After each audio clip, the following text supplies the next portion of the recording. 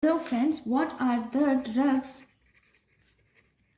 used in treatment of acute variceal bleeding?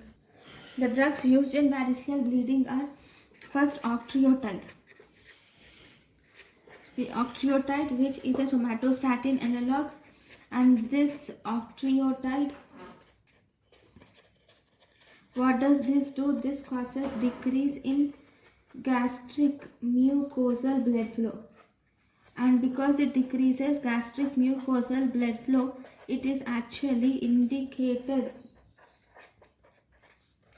in acute variceal bleeding.